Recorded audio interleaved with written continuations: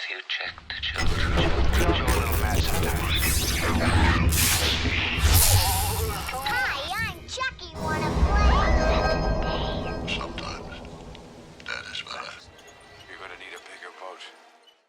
Hey everyone, welcome to the horror show and welcome to the Phoenix Fearcon online convention this year. Obviously, we had to do things a little bit different. This is a convention that has gone on in Arizona over a number of years, and this year, obviously due to the pandemic, we had to go virtual, but that's actually not such a bad thing in our particular case, because what that allowed us to do is put together a really awesome panel here that is all about horror fan films and how they are evolving in a very rapid nature nowadays.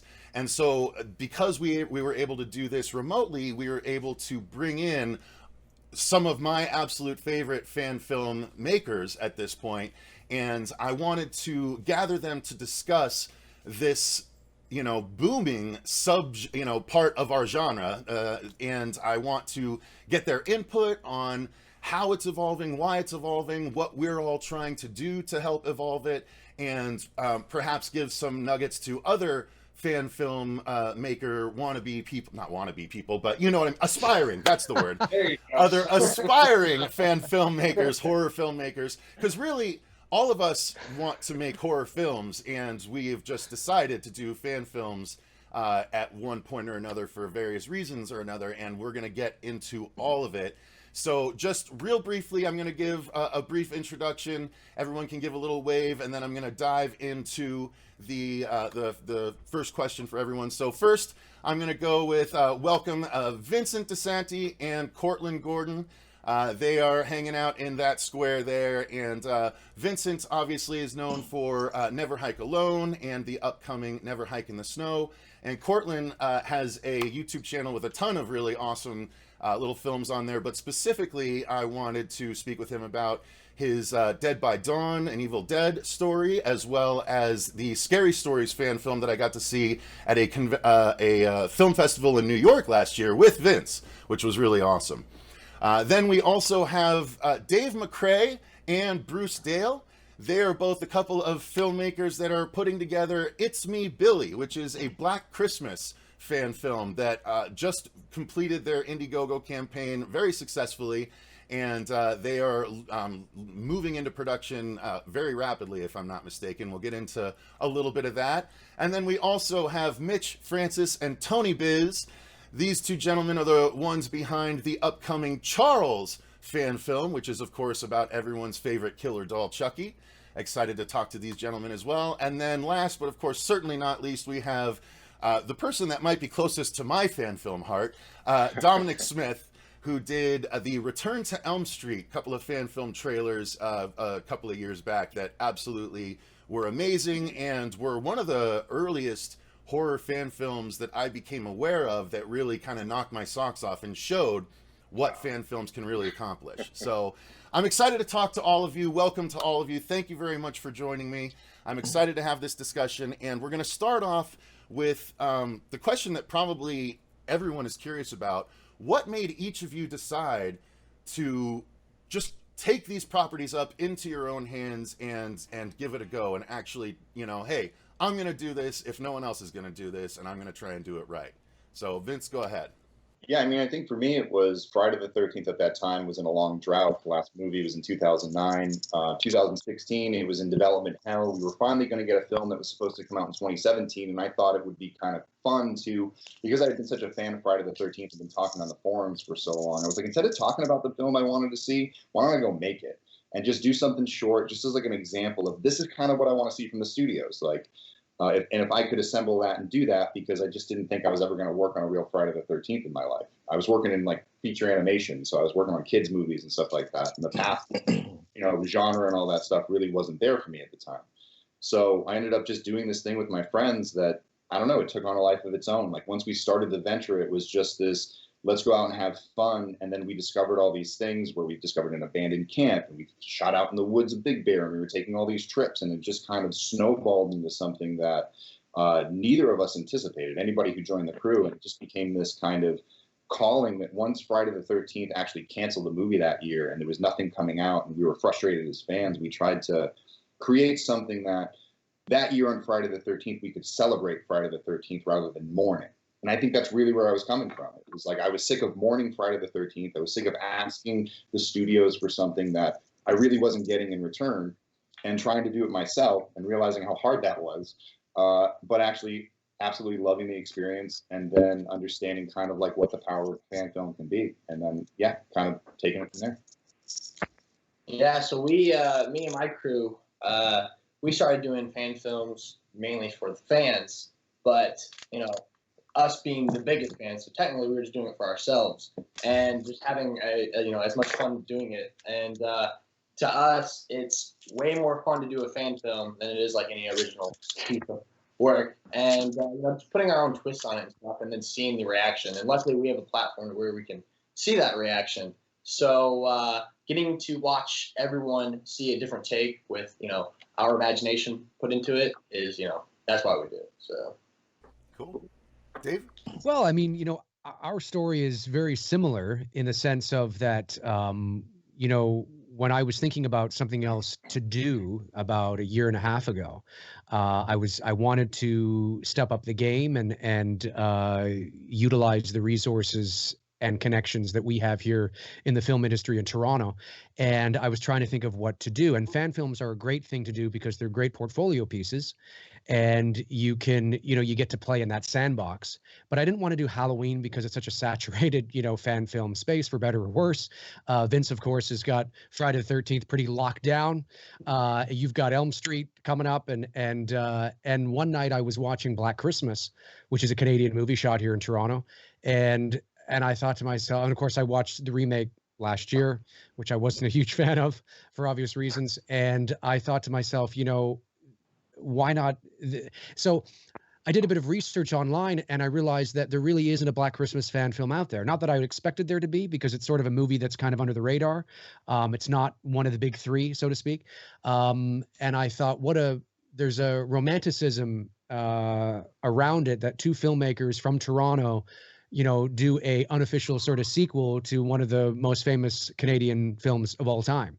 And I think that sort of was the catalyst that kind of got us on the page of, could we really do this? But if we're going to do it, we're going to do it right. And we're going to make it sort of a sequel to the original rather than, you know, something that came out last year, which we weren't a big fan of. So that sort of was the ballpark, really. And, you know, I echo, I mean, everything these guys are saying, and no doubt, you know, the other guys are about to say. But for us, that personal side was just, it's Black Christmas. We're Canadian. It's Canadian. Let's see if we can actually do this right for the first time, because it's never had a sequel. It's had 2 remakes, but it's never had a sequel. Not that it needs one, but we thought that there was an opportunity here to imagine and if we're going to do it right. And who better to do it than 2 guys from Toronto? So, Bruce, what are your thoughts? Yeah, you know, I'm going to echo a lot of what Dave said right there. I know for me as a filmmaker, you know, I explore some of my own work doing certain things, but it's very different than the horror genre. So one of the things I love about it is that it gives us a chance to kind of explore things, explore a new territory that maybe otherwise we might not choose. And one of the things I'm most excited about this project is really playing with that psychological thriller component and looking at how can we evolve this IP to something new, something fresh, you know, do something that, you know, the fans are going to like and that we're going to like as fans. And I think you guys kind of hit the nail on the head when you said, you know, a lot of the time studios, they come out with their own thing. Sometimes there's alternate agendas attached to the content, and what ends up getting put on the big screen is something different than what, you know, could have been way more awesome. And so, you know, one of the things I like about doing this kind of thing is we don't have those same kind of restrictions. We can be creative in a new space that's different and have that artistic liberty, you know, and it's refreshing in that way. So, you know, for me, that's a real big part of it. You know, I've been making movies since I was a kid. You know, Dave and I have been sort of linked up doing that for some time now, and it's been great. And you know, it's just continuing on with that dream, really. And so that's right. Yeah, those are my thoughts on that. Yeah, That's great. Mitch, what made you decide to take up the mantle here? Well, actually, Tony's the one that started it, and Okay. I actually was brought in pre-production. But Tony's actually the one who started, so I'll let him kind of start with his part, and then I'll jump in when I come in. Perfect. Yeah. I'm a huge Chucky fan. So ever since I started doing music in 2004, I always tell myself that I want to always do a Chucky fan film because I knew I was going to pick up a camera because at the time, before I started doing music, I was doing a lot of photography and short films, like, random stuff for my family and stuff like that. So when I got more enhanced with the film work and it started hitting like around 2008, 2009, I told myself I definitely want to get involved doing a Chucky fan film. At the time, there wasn't really much Chucky fan films on YouTube, you know what I mean? And if they were, it wasn't animatronic, you know what I mean? So years went by trying to look for a perfect doll to figure out what can I go with for the film. And I came across one, purchased it, did a promotional artwork for it and everything, and posted it through the media and told them that I'm doing a fan film. And I came across Mitch's friend, which is Mike, that's the producer on Charles. And he kind of hit me up and he's like, look, I'm from Rhode Island. I'm a composer and everything like that. So I was like, all right, let's meet up, And I had a really short script. When I mean short, it was only supposed to be like 15, 20 minutes. That's what I was only supposed to be. Yeah.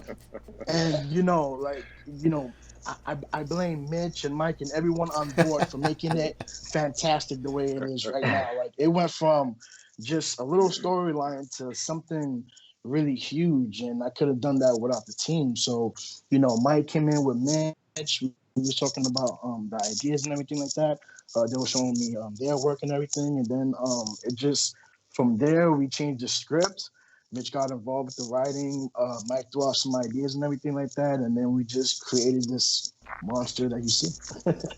Awesome. Yeah, I was actually brought in just to be a cinematographer because I'm actually not really a Chucky fan, and which is Mike, my friend, and Tony were the ones that kind of kept me on the rails if I had ideas, which I think brought some new ideas and whatnot. But they, after working on the teaser and everything, Tony then asked me to co-direct. I was helping a lot with directing, and we were just working. We came up with a good teaser together. So, and then it went from there and then into the film. Awesome. And then Domonic, of course, last but not least, once again, please, what is your thoughts on it? Yeah, I ended up, I was helping a buddy of mine who DPs all of my stuff. His name's Scott. He was a part of a fan film challenge, and we were filming a fan film for Star Wars. And I was the editor for it, but I was also just like helping on crew doing DIT. And we were filming in the old World War II warship. And I started thinking to myself, I was like, man, like a lot of my buddies, like Star Wars is their thing. And I was like, man, what is my thing? Like, what is my Star Wars? And I was like, man, it's fucking Nightmare on Elm Street. And the more I thought about it, I realized like we're filming in like this boiler room. And I'm like, yo, this would be the perfect spot to do this. And it started as just, it was going to be a teaser. It was just going to be one shot of like him silhouetted in this boiler room and just a little VO. And like, that was it. And just like everybody else, it just snowballed into like this much larger thing to the point where we ended up writing a feature film script for it. So that's how I got into it. That's very awesome. Cool. Yeah. Yeah. That I still love that story so much. How many trailers did you end up making with that, by the way? So we ended up making 3. What's funny is we shot 28 scenes. Oh, wow. Yeah, we shot 28 scenes during Irma. Like Irma was like hitting us hard.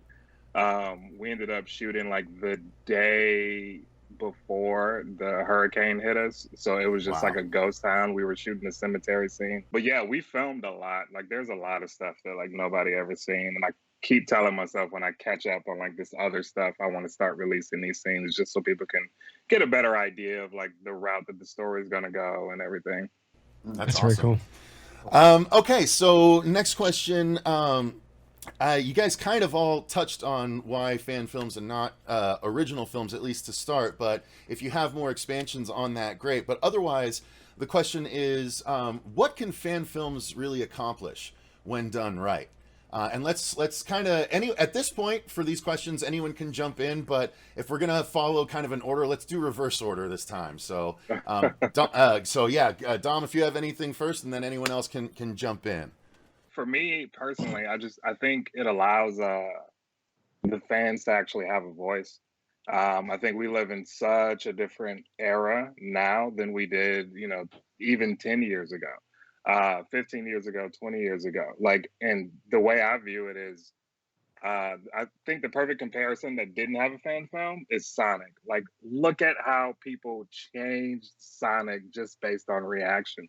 And I think that's that's the possibility that fan films have for the things that we love. We have the ability to curve them to actually be the stories that we want to be able to see from Hollywood. Definitely.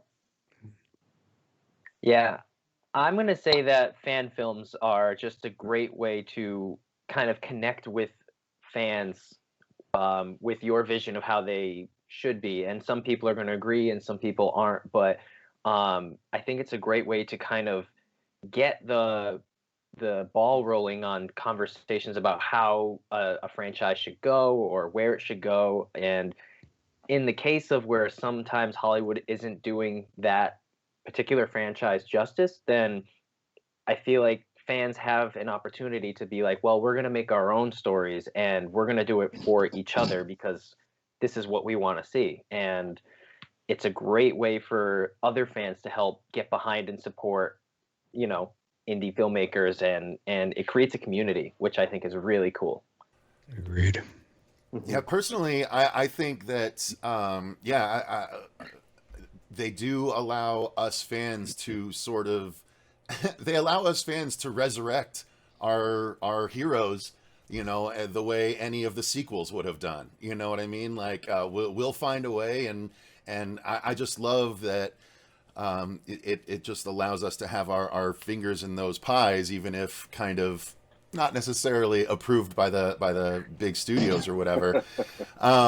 Now, just real quick, since I guess I didn't even answer the first question myself. By the way, I am making Dylan's New Nightmare, which is a fan film sequel to Wes Craven's New Nightmare. So, yeah, I decided to do that because I saw a lot of what these other guys were doing, to be honest. I mean, Vince Never Hike Alone I'm not, quite honestly, I can't remember which I saw first, the Return to Elm Street stuff or Never Hike Alone. I could probably check my YouTube channel and find out which I actually reacted to first, but both kind of opened my eyes as to what non-studios were able to do. And then I started to see the Charles stuff come out, right? The first teaser, first trailer, I'm not sure which it was, but I was like, damn, these guys are really getting things going too. And I started to think well, if I'm going to do one, what am I going to do? And my two favorite horror guys are Freddy and Chucky. And I was like, I'm not going to deal with the animatronic bullshit. So I wouldn't. I'm like, I'll stick with Freddy. I have an idea. And quite frankly, the only reason I really went with it was because we had a convention called Mad Monster coming up and Miko Hughes was going to be there. And I was like, Miko Hughes, he was in West Tra-. And Matt, there's the whole renaissance of bringing people back for sequels all these years later. Let me just talk to this guy and see if he'd be up for that. If someone wrote a script, would he be into that idea? And so when I interviewed him, I asked that, and he was like, yeah, I'd look at something like that. And so, okay, I went back and I wrote the script, and the next Mad Monster that he was at, I told him about it, and he was game, and boom, the project was off and running. So, it's crazy how things can happen, and you never want to limit yourself because you might not think you have access to this or that. You just do what you can to make it happen, but that's part of what's great about, again, that's what fan films can accomplish. It's that bringing together of the community that cares so much about it that they don't need to be paid by a studio in order to make it. Ideally, if it's a big enough and perhaps high quality enough production, there will be payment involved via crowdfunding campaigns and whatnot. But, that's not always the case. And I know it's certainly not been the case for a lot of us on this call, but we'll get into all of that. So some would say that this group in particular are, like I said at the beginning, trying to elevate the subgenre. And I'm curious, what do you guys think that we are doing that are different from other fan filmmakers out there? What specifically are you, like, any of you that want to chime in, what specifically are you trying to bring to the project that is going to separate your project from, you know, most of the other fan films out there? I think for me, it's mostly story. I try to tell a story that feels different, but amongst the Friday the 13th world, when I'm telling that, but any story I get into, I feel like I really try to focus on stories, or I help projects with stories that feel like they're a natural extension of the original franchise, and something that a studio could make and should make, but won't.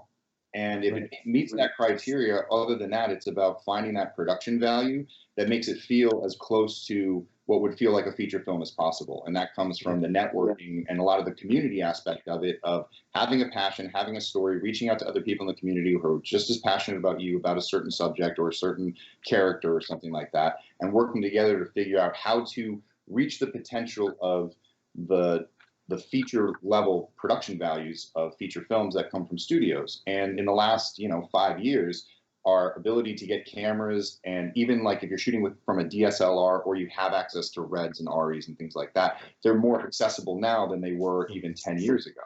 So now that we can access those things, and many of us work in the film industry in some way, shape, or form, or we're like just a shade away from it, we have access to people with that right equipment. And because we can access the same stuff that the studios access, we can match quality. And where we have to extend even beyond that is match story value, and show the studios that really the stories we're telling aren't fan films, they're great stories. Yeah, really well said. Yeah. I know for me, it's definitely about being able to take the risks. We can take risks in ways without certain pressures, but, say from a studio or what have you, but I think a big part of it, I don't want to speak too much for Dave, but, I know we've had a lot of conversations as producers and directors when writing this piece in particular. And even when we did the Halloween fan film a few years ago, was integrity of the intellectual property, again, wanting to represent it, elevate the game, bring it to a next level. And, for us, I know with It's Me, Billy, it's about taking this IP, exploring things further, elevating it, adding more story to it, fleshing things out in a way that, again, maybe would not otherwise be done. But it's it's bringing that passion and that love for filmmaking, bringing the best A game that we can at this point with whatever we've got access to, and to deliver something that we can be excited about, fans can be excited about, and just have a lot of fun through that process of doing it. But turn out something that we feel has integrity to that IP, and it's an evolution of it. I think that's a real important part of it. And take some risks along the way, have some fun with it, because studios are not as willing to take certain risks, in my opinion. And as independent filmmakers, you see it all the time, even with original content. There's far more risks taken in every aspect, from story to cinematography to the way things are crafted, and that's part of what it is for us, I think. I agree with that. I agree. I agree with both what Vince and Bruce have said, and it's it's not lost on us, as I often say on my YouTube channel, that obviously if you work in the industry, or at a certain level in the in the industry, we may have access to certain resources and equipment that the average person may not, and that's just a reality, and obviously that's why maybe our fan films in terms of production value will look like real films as opposed to somebody else's. But at the end of the day, Vince is right when he says that the most important thing is the story. And it's about because then you have to have a good story, and then it's the production value that comes next, and it complements what you are doing. And Black Christmas was one of those things that, I've often said had the perfect ending. I mean, it was an ending that was ambiguous, and it really didn't need any more. But playing around with the idea of what if and what could there be more, then the next phase is sort of, well, what do we do that, not everybody's going to like what you do. That's just the nature of the thing, right? The goal is you always hope more people like it than don't.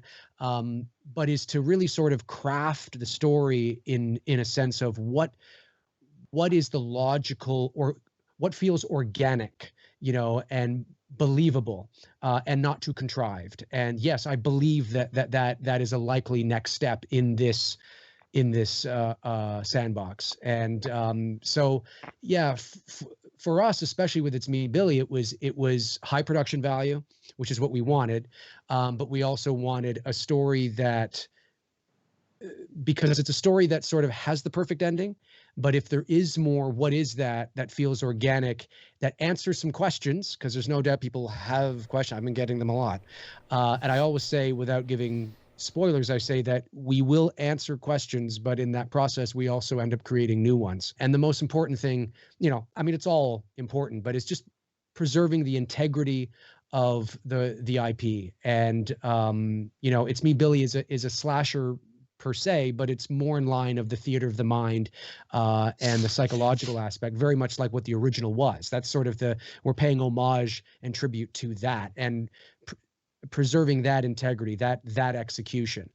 We don't want to go do a 180 and all of a sudden it's just a completely different identity to the film. So just all those things. I think we're all sort of saying the same things, really, really being aware, objectively aware of what makes fans love this film, what makes them love these stories. Why do they fall in love with this, that, and the other? Paying attention to that and then delivering on that in a story that continues.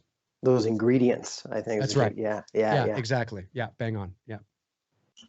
Yeah, when the King, we was my favorite franchise from the Child's Play is the original Child's Play 1, and fans been looking for a remake for that. You know what I mean? They've been looking for that. You know what I'm saying? Because 2 and on has been great, but the original fans wanted that original look from Chucky, and that's what we kind of brought along. But not only that, but we kind of like sprinkle our own little, ideas into it and be like, how would it be if you was to take Chucky and put him in the Conjuring world and combine that together? I think fans would love that. You know what I mean? So I think that's what makes it different than, as we're going by, we're just throwing in more ideas and, you know what I mean? For that is definitely true. We definitely brought a new element that people are not there, they want but weren't expecting. And for me, coming into this, it was, I want people to be able to tell would not be able to tell ours from Hollywood. They look at ours and be like, is this made by Hollywood? I can't tell. And that's what I was really trying to do, and I know the rest of the team was really trying to do, is we want this to look like Hollywood, or to hopefully even be better than the renditions of Chucky that they did in Hollywood. And luckily a lot of people think it is studio, so we were able to kind of accomplish that. But yeah, I think that's what for our fan film, that's what we were really trying to go for, is can we do this better than Hollywood has done Chucky? All right. I remember when I first saw sorry, I just wanted to say, I remember when I first saw your teaser, that's what I thought, because it was brilliantly executed, and with the doll on the bed and things like that, I was like, this looks great, So it's bang on. Thank you. Yeah, actually, funny thing about that day is that day we had everything go wrong, and we had to redo the teaser at 9 o'clock at night. Everything went wrong, and I was like, all right, guys, we got to redo, let's just go with something right now. And then we all kind of came together and was like, all right, we shot, we spent 9 hours that day, just everything going wrong, and then shot it in an hour or two, and then that was it. But it sounds about right. It worked out for the better too. Yeah, that's it. Anyway, Dom, what were you gonna say? Oh yeah, no, I was just gonna say, for me, just to kind of, piggyback off Vincent and everybody else, just story was the most important thing for me. Just I had gone back. Granted, I wouldn't really say gone back because I watched the movies every year, but I had taken extra time and researched what is it? Never Sleep Again, the documentary that follows all the films. So I watched that maybe 4 or 5 times, and it's 6 hours long. Rewatched that, kind of got a better feel for it. And the other thing is kind of selfishly, and it's funny because in the comment section I got chewed apart for it, but I wanted a lead that looked like me. I hadn't seen a black lead before, so I was like, let me make an attempt.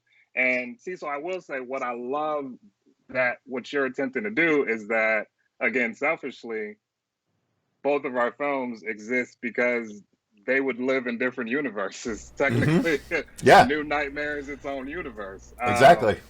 And it's funny because New Nightmare was like, it's my favorite. It's the one to me that has the strongest story, but it doesn't exist if those movies don't exist. Right. But yeah, I definitely think it's a really strong story, and that's what I wanted to do, but I wanted it to live within the universe. So I was just like, okay, let me make something that has a really strong story and focuses more on the story and not really like the jump scares and like all of that. Like that's going to come naturally as we build this story up. Yeah, but like Dom, when I saw your trailers, I felt like it was in the Nightmare universe. I feel like that. No, yeah, you know, yeah, I didn't feel like it was, yeah.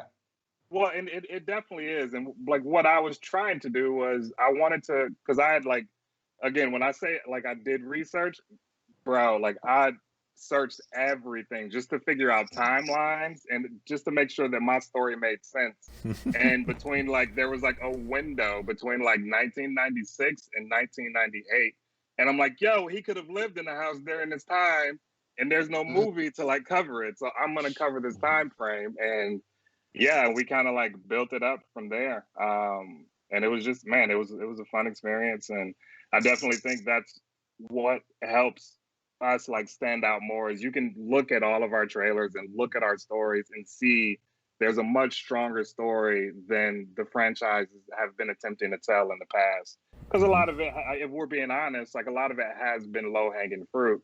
And we're all filmmakers first and like fans second. So we want to tell a strong story. I think if I could just say the commonality I think between us all here is we've all said that, we all put a central focus on story, and it sounds like an overused cliche, but the most important thing about any movie is a story. And then you add the pieces to that. You don't necessarily think of it consciously when you're watching it, and it depends on the movie. We all like, fluff fart movies too, but at the end of the day, story is really important. And I think no matter what, like, even if you're not working in the industry or you're not connected and you're shooting a little fan film on your phone, and maybe it looks like you shot it on your phone, if you have a very simple, basic understanding of camera angles and lighting, and you have a really good story, I mean, it can be, and I tell this to people all the time. I'll sit and watch it if it's a good story and you think about what you're shooting, and you shoot a master or maybe you go in for some close-ups or something. Just that little basic understanding can elevate your film huge. And sure, maybe it looks like a home movie and it's shot on a phone, but man, if the story's really good and you have a little basic understanding of things, I'll sit and watch an hour of that. Story is so important. And even beyond that, I was just going to say, even beyond that, story is so important just from the aspect as a filmmaker. Story, like, here's the thing. I wrote my script and story. Miko read it, and then he was willing to come on board. Vince read it, and then he was willing to come on board and help. Dave read it, and then he was, he was willing to come on board for Freddie. So like, story, if you have a good script, a good story, that can attract talent for your piece, to work on it. Right. Even beyond having a really great final product, it can help bring in all the pieces that are going to be necessary to create that really great final product. So you have to think of it as like flypaper. You're handing someone a script because you want them to, you want to hand them something that they're going to be attracted to and want to have, want to stick to. You know what I mean? Yeah. So anyway, yeah. One thing I thought about, I was listening to everybody. I think one other thing that everybody in this room has done with their projects is they have a moment in their script that there's an audience, as an audience member watching a fan film, they go, how the hell did they pull that off? Yeah. They all have good stories, but there's also that entertainment value. There's something that we have to bring that's a little bit extra than story, which is something so surprising in a film that makes somebody go, wow. And I think that's the sprinkle on top. That's what makes it kind of like your secret blend of spices. Like, we all have our secret blend of spices, and each of our films did something that was unexpected from what was expected. And even now, as we start to realm into our second and third films, or like we're doing more projects, the bar keeps getting raised. Each time we try to match that like here's something like you won't expect from us. Like, you're going to get story, you're going to get good production value, the camera work is going to be good. But we all know that we've been to film festivals and seen other films that have a decent story and have good filmmaking, but there's just something that doesn't like, why am I here? What's the hook? And I think we all have great hooks. And I think that's something that when you're working on a fan film, you have to understand, like, why are you drawing people in? And that flypaper is that hook. It's the thing that goes, this is great. It's a moment that I feel like this is a film moment. You know what I mean? It's not just a bunch of conversations. It's a moment when you go, wow, how did they do that? And I think that creating that extra moment, I think that's something he's really good at. I'll let him speak on that. Yeah, no, and what I was going to say is that, like, I mean, we're going to Vinny, and of course, knowing what Cecil's doing, expanding on these universes, on these IPs, and crossing very specific boundaries that no one else has the balls to cross. And that's what I know from both of us, and of course with what Cecil's doing, and I'm going to have to look into what you guys are doing. But yeah, crossing certain boundaries that fans would never expect, and just going balls to the walls with it. So sometimes a little shock value. Yeah. Why are you two sitting next to each other, by the way? Any particular reason you guys are hanging out? Well, our state's on fire, so we escaped California. Yeah. There you go. But we're working on a nice secret project that he came up with like a week ago. So and that's something, honestly, that's something that we do differently, is that we think of an idea and we get way too excited to just raise money, that we just take our rent money or whatever, we'll sell some shit, and we'll literally be filming the next day. And that's kind of what happened with this one. It's what happened with literally a week and a half ago, he is like, hey, I got this idea. I'm going back to Michigan, and I got all these people. Like, and then what's nice is we come back to Michigan. There's a lot of people from around the country that are here, other YouTubers and people that are just sleeping in this house right now. We're all drawn together by an idea.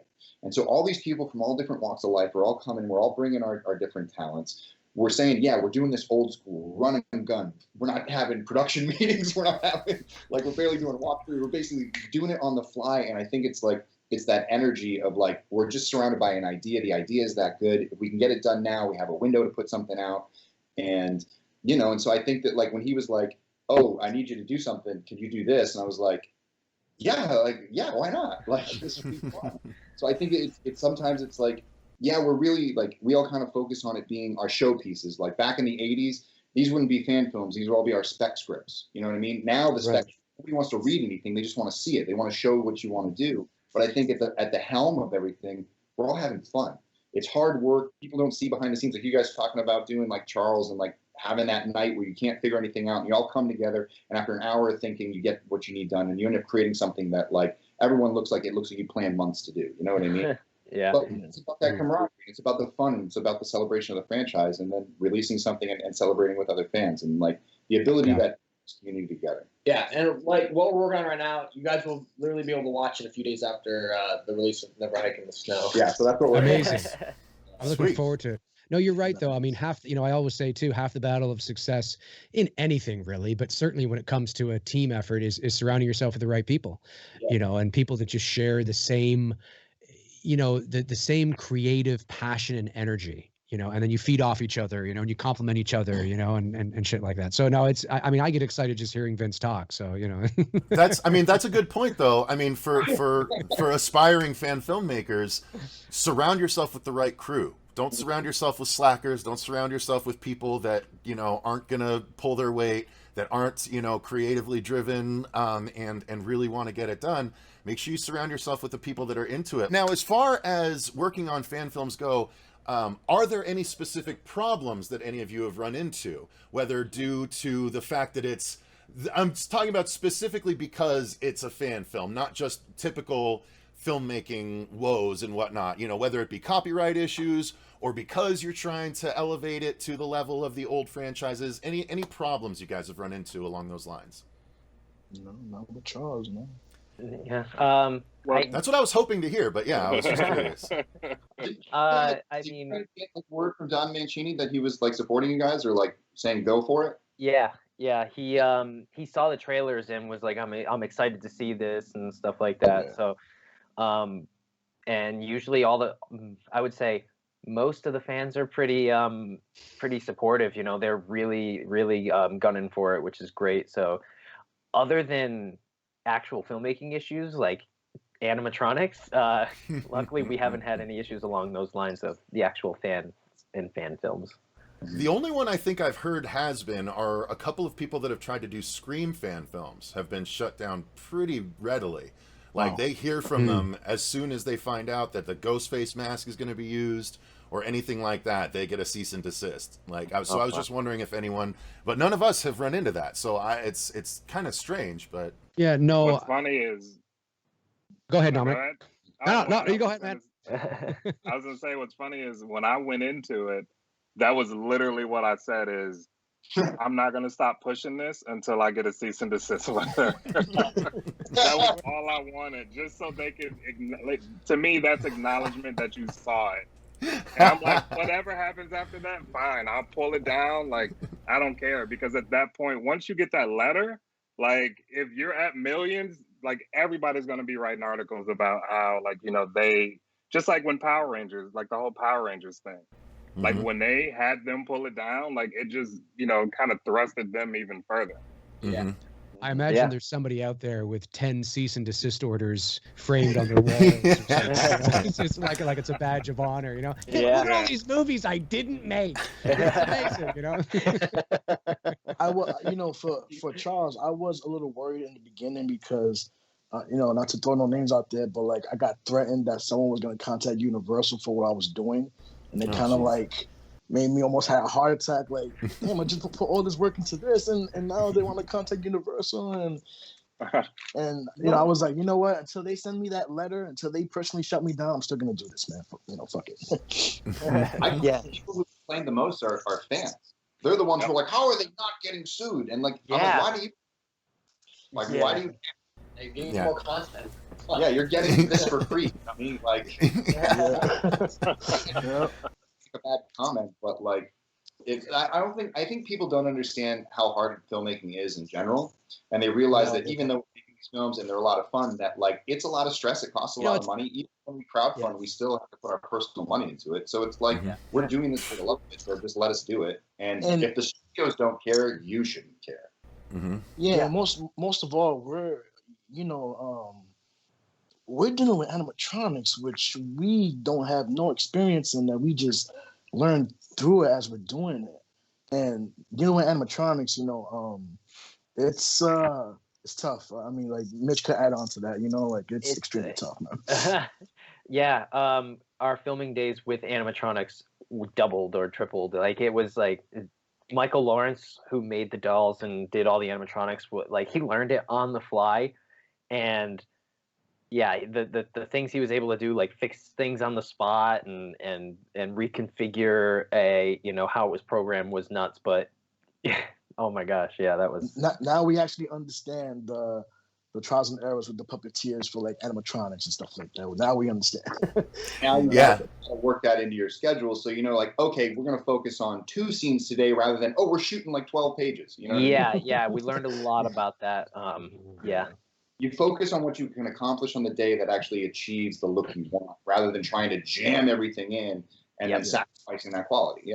Yeah, because that's when you get a lot of compromises that start to happen, and then your entire like artistic vision goes out the window, and you want to avoid that as much as possible. You know, I know Dave and I were having those kinds of conversations about, you know, shooting schedule and, you know, looks that we want to achieve, and, you know, and that's really what brings it to light. That is our special ingredients, as you were mentioning earlier, Vince, is like, you know, you don't want to let that stuff go. That's in part what makes it so different. And I think, you know, kudos to you guys for, you know, taking on that kind of task, like to go with the animatronics, to do that, because, you know, what you guys are doing when you're exploring things on the spot and you're going through it, you know, even for all of us, that's how filmmakers in the beginning always learn things, right? That's how the new innovations always transpire. This is how the next bar gets set. This is how, you know, we get the next innovations. And if people are not willing to take the risk, and if they're not willing to try and give it their best, well, then, you know, we're not going to have that innovation.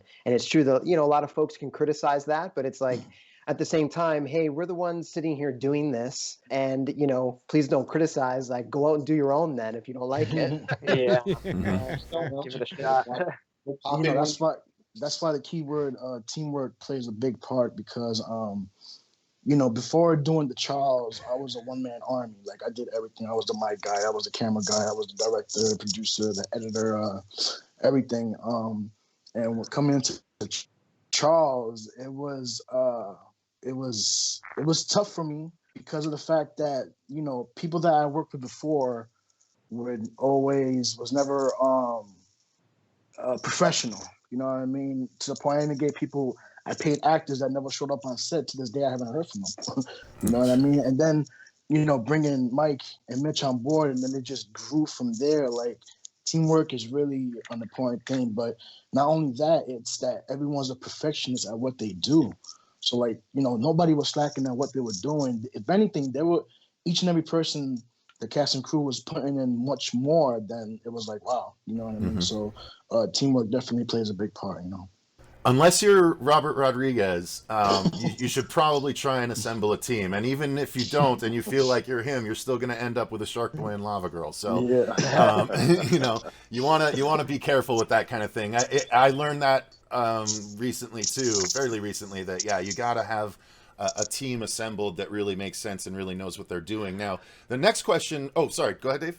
Oh, no, I just wanted to say very quickly that in regards to sort of what you were asking about, is there one thing that we've all sort of discovered with, each of our films that was tricky for us? And I think for Bruce and I, it was that cracking of the code, because the original Black Christmas has such a perfect ending. It's it's ambiguous and it's mysterious, and as I've said many times, it really doesn't need a sequel. But for us, it was more of that, and again, I guess that comes down to story, but we really were trying to figure out what's the right thing to do.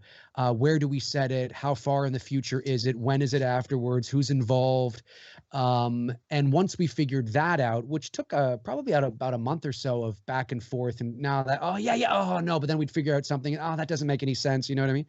And when we did, we finally realized that, yes, I think this is something we can move forward with. And again, I guess that comes down to story.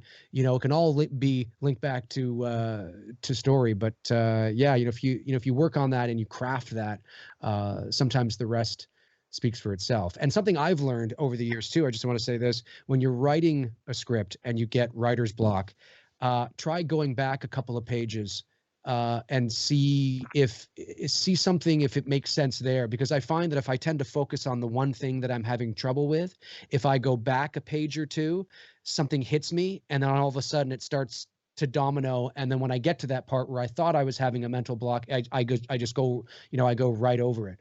So it wasn't necessarily, it wasn't necessarily what I was focusing on that wasn't working. It was something prior that wasn't working. So I don't know. I don't know if that works for everybody, but I've noticed that over the years too.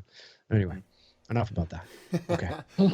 So the next question, since I just asked about problems, what is, I want everyone to answer this one. And again, we'll go reverse order this time. So what was everyone's favorite moment, or one of their favorite moments, being able to work on, this franchise, that you otherwise might not have? Dom, you want to start? Sure. I would say just the outpour from the community was it was humbling, just to see how many people wanted to be a part of this, like, for free. I remember one day looking up and I had 35 people on crew, and 40 extras. And it was just like, everybody is here for free. And it's simply because of the IP. I think that was it was honestly one of my favorite days, just like directing on anything that I've done in the past 10 years. Just again, like I said, because it was humbling. It showed just the power of community, and also just how hardcore fans can be, when they stand behind the story. Amazing. It's amazing. Mitch, you want to go? Yeah, when it came to Charles, it was more just the kind of seeing it all come together, like in post, because you're working with animatronics, and it's a lot of piecing together while you're shooting, and then once you see it all come together, that's where the movie magic comes from. It's it in general. I mean, in reality, you're playing with a doll and you're making it do all this stuff, and then when you piece together in post, it's like, oh my gosh, this is Chucky. This is this is the movie magic coming to life. This is you can't really see it, but you don't really see it until you put it together, and it all just comes to fruition. As I think, to me, for Charles, that was probably that moment. Tony? For me, it was basically putting the team together, how everyone was working with each other. And I guess my favorite moment would be recording, like actually the days that we were shooting in the house and everything for the film. And then just how it started off from the beginning all the way to where it's at now is just sometimes I gotta pinch myself and see if I'm still dreaming. You know what I mean? It's just very surreal. It's yeah, man. I don't know what to say. Like, I'm amazed by it. You know what I mean? But definitely my favorite was like actually shooting. I mean, I guess shooting with the doll itself, the animatronics and everything like that, and then seeing how that is. You know what I mean? And yeah. So, Bruce, what about you? Sorry, just had to unmute there. Yeah. So for me, I think it's been the exploration of like what Dave and I talked about, the project and bringing more of the psychological thriller component into this particular IP and playing on that. And then we started looking at different visual references, referencing other films, other looks that we really like, and being able to explore and imagine, well, what if we take a little bit of this and then we add it in with that and bring all of that to this IP for Black Christmas? How much is that going to change it, but modernize it and evolve it at the same time? So for me, it's very exciting thinking of it as a director because of the script that we wrote, some of the moments that we've got in there. And I'm just excited about the opportunity to direct it, the opportunity to, step into that space with Dave and, explore everything with the DP, like some of the conversations we've recently had about lighting, crafting the image that's going to be on the screen. It's, I'm just super excited about stepping into that and looking into that space. Bringing that vision to life on screen is always the biggest piece for me as a filmmaker. I would say for me, I sort of echo what Domonic was saying about just the outpouring from the community. I mean, I have, we've yet to shoot it yet. We're deep into pre-production, obviously, but running the Indiegogo campaign and when we launched, I knew we would do well because of my channel and the following, and I'm always talking about it, never shutting up about it, and but I didn't realize that that we would do this well, and because of that, because of the outpouring of the fans and the belief, because if people don't believe in you, they're not going to donate and help you bring something to life. So being able to believe in you as much as what you are doing is actually far more important at the end of the day. They instill that trust, in you to take their money and to deliver on something. And that has been just very humbling in a lot of ways, and remarkable. And, and in parallel with that, with the outpouring from, just the film community at large. I mean, people that I've heard from, Black Christmas alum, and of course, articles being written about it on, Bloody Disgusting or Screen Rant, or it's been such a sort of because of the response, I will say, and we haven't even shot anything yet. But just a response to the Indiegogo teaser and the idea and all this kind of stuff has almost made this feel, although this isn't the official sequel to the original film, from a certain perspective, because of how intense things have been and how seriously we're taking this and everything that we're going through to make this as best as possible, it almost feels like we are. And that is a remarkable feeling. There's a great sense of responsibility that I know Bruce and I feel to deliver on this as best as we can, and it really does feel like we are doing it, even though we're not. We are, officially. I mean, it kind of has that vibe to it because of the outpouring, and it's just been amazing. It's just been very humbling and yeah, incredible. Yeah. Courtlan, what about you? Yeah, so with most of these IPs we're all tackling, especially them being 80s films, the magic of 80s films is the practical work. And I think us being in, modern times now, and keeping practical work, like super practical makeup, practical effects, and all this super relevant in these films, keeping it alive and stuff instead of doing the cheap CGI way is a super special thing to me. And that's something we thrive for my group, is that we're pretty much anti-CGI, even though we tend to use it every once in a while. But we always go for how can we practically do this? And most of the time, it always turns out great. And it just, it has that feeling of like, holy shit, when you see it on screen, Right. versus CGI blood or CGI effects and stuff. So to me, that's the most special thing about what we do and what I've seen with Vinny and stuff, is just all the practical work and keeping that alive, even though CGI is super relevant nowadays. Yeah, I think everyone's pretty much touched upon kind of like that magic of like when you're on set where you're surrounded. But I think one perspective that I can kind of give, and I think Dom can do this too, is like being post that moment where like I think a lot of work goes into it. And even though we have a lot of fun on set and we see these things, it's really hard and it's really trying and it's very emotionally draining. And I think one of the greatest moments is like that moment where you get to the finish line, you get to show people, you get to release it, even if it's just a trailer and it's like a very nice feeling of accomplishment.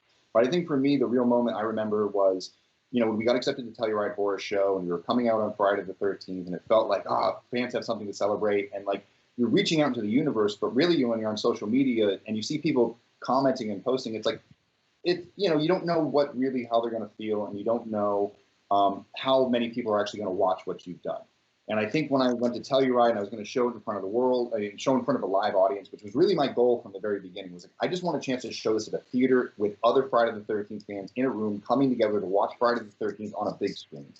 And when I showed it to Telluride, I didn't know how I was going to fit in, because here I am at this festival with a fan film.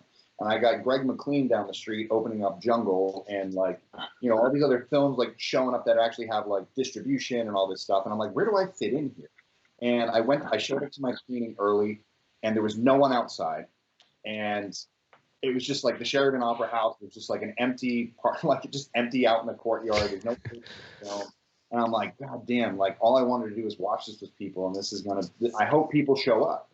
And one of the ushers walked out, and I was like, hey, how early do people usually show up for the films? He goes, they're watching something right now. Once they come out, usually people line up after the next film because they go back in and do it. We have to reseat everybody each time.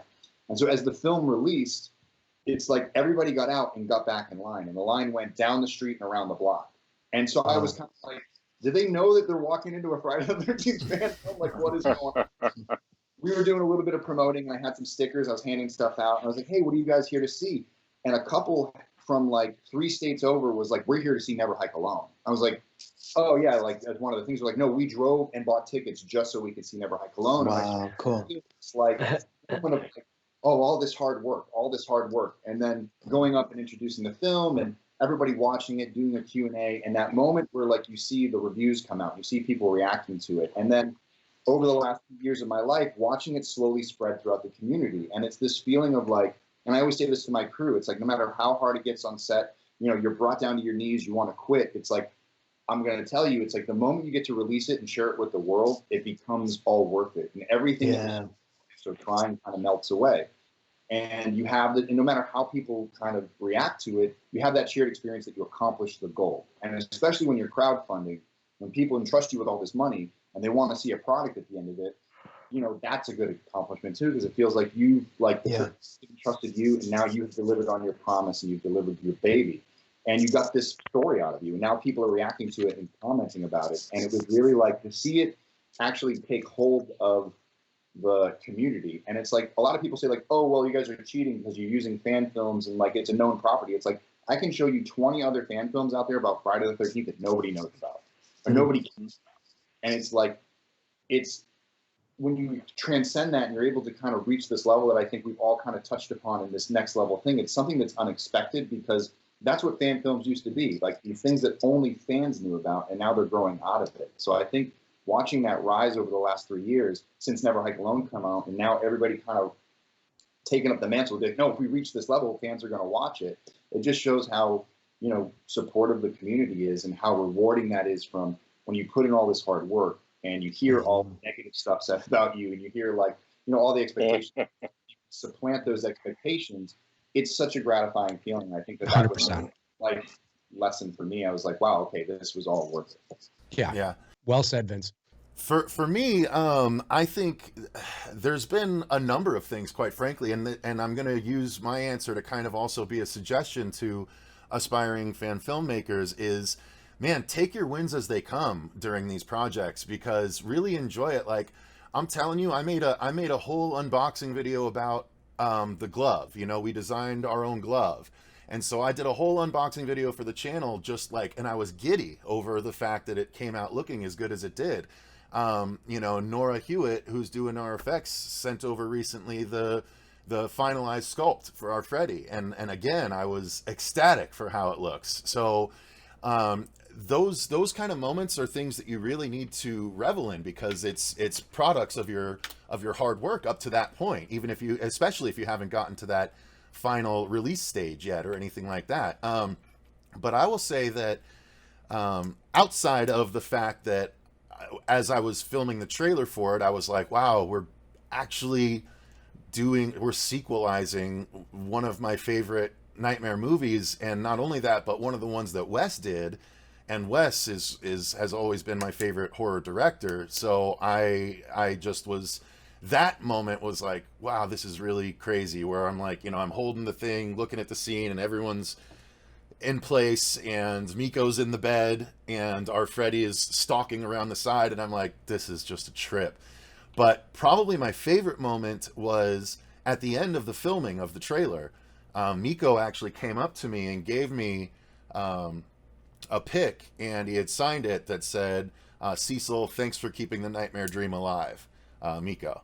And like, it was on my birthday. We were filming it on my birthday week, and he gave it to me as like a birthday present and kind of a thank you, and it just meant a huge amount to me that apparently this project means a good amount to him as well. And you know, it was just really, really nice and unexpected, and I might have gotten a little glassy-eyed just because I was not expecting it by any stretch. But again, you got to take those wins, because that's ultimately a product of all the hard work that you've put in. So definitely don't hesitate to you know, take those and examine those kind of good moments as they come.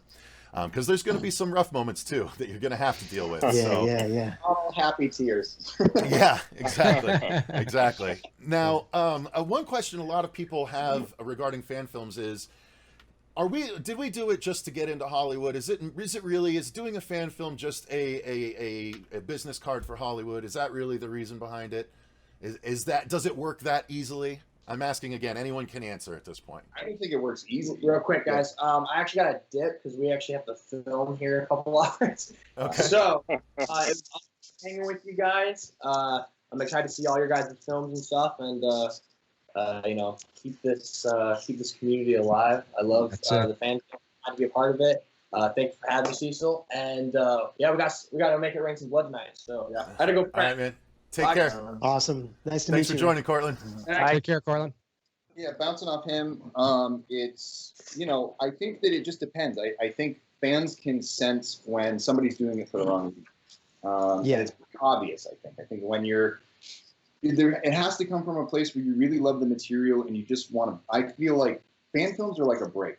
You know, like we work on original stuff, we try to do those things, but those avenues to get original projects made are really, really hard. And sometimes we just want a project that brings people together, that allows us to flex our muscles. And like I said, it's like a spec script. And I think what happens is we get passionate about telling these stories, but we're also filmmakers with high degrees, like high level bar. Like we don't want to tell the story and not have it look good. Like we want to tell the story and make fans feel like, you know, that it could fit in. And I think that, you know, for us, it really comes down to being able to come up with that idea that just feels natural and like it's a story that I want to tell. Like with the Never Hike Alone stuff, it was a story I just wanted to get out, and I couldn't help. I feel like passionate about telling it. And I think that when fan filmmakers kind of tap into that, it doesn't matter. It's like if it's an original film or if it's not. Like if you have a passion for your story and you have a passion for your project, it will come through in your material, and that's what's most important. Yeah, it's a good point, because, I mean, I can certainly understand why, you know, you can intellectualize why somebody might think that, oh, you're just doing this because of this, that, and the other. And there's always going to be those people out there, right? But I can say, and I'm pretty sure I can speak on behalf of everybody here, is that it never crosses your mind. You're so, if it happens, that's a nice byproduct. But at the end of the day, when you live and breathe this kind of thing, when you are built, when you are born to do something, and for those of you that may not be filmmakers or not connected to the entertainment industry at all, think of something in your life that you are so passionate about, or that you're so into, or that you have to do. You know what I mean? It's part of your makeup, and apply it to us. You know, it's that sort of, it's really all about being creative and releasing those creative juices, because if we don't, we're going to be pains in the asses to our wives and, you know, our girlfriends and our, you know what I mean? Like it like it's ingrained in you, you know, and you have to do it. It's not lost on us that if we produce something that is really high quality, that's a great story, that people are going to take notice, of course, but it's not ultimately why we're doing it. It becomes just sort of a nice byproduct if that was the case. But it really is all about the passion and the story, and making movies and making movies about projects that, it's like, imagine all of us here on this show as 10-year-old kids playing Freddy and Jason in the playground. That's all we're doing. We're just now filming it with professional stuff, and, you know, with our knowledge and expertise, and make it. That is really what we're doing. You know, we're just taking making it to the pretend on a grand scale. Right, because if you passed by the playground and saw all of us at our age doing that, we would look absolutely ridiculous. So, you know, we kind of have to. I'd still do it. That's true. That's true. But it's you know, if you ask a lot of filmmakers and you know, even working at the Hollywood level and producing major films for studios, you know, if you were to get them in a room and you talk to them about how did you get started, you know, why did you start, they all say the same thing. You know, well, when I was little, you know, I was really into this, and I remember playing this on the playground. I remember, you know, me and my friends, we dress up as Freddy and Jason. It's built into you from birth, you know, in a lot of cases, and it's that next evolution of flexing those muscles, as Vince said, and doing it. So yes, I mean, again, we're aware that there's always some crazy things that can happen because of it, some good, some bad, but it's ultimately not what we'd be doing it whether the opportunity was there or not. We're all dressing for the job that we really want. That's right. Yeah. Right. Well, I don't know about the rest of you, but I'm just kidding. No, I definitely. Oh yeah. No, it was, you know, if I'm being honest, it was definitely a huge goal of mine. But at the same time, I just view it as and it, like, sometimes makes me sound crazy, but I tell my friends all the time, I'm just like, it's a voice that I hear, and I'm like, I can't get rid of the voice until, like, I make this project. Otherwise, it's just louder and louder and louder until you do it. And, you know, so that's how it was for me, man. It's just like, once I had the idea, I couldn't think of anything else until I did it. Yeah, that's it. Well said. Yeah, it's you have to release it, you know? Yeah. Mm-hmm. Yeah, I definitely felt like I had to do a Chucky fan film before I hit Hollywood. You know what I mean? So, it's, you know, like the rest of y'all, it's a passion of mine, but it was also a thing for me, like what can I actually do creatively with this doll and make it a little bit different for a fan film? You know what I mean? And, you know, doing this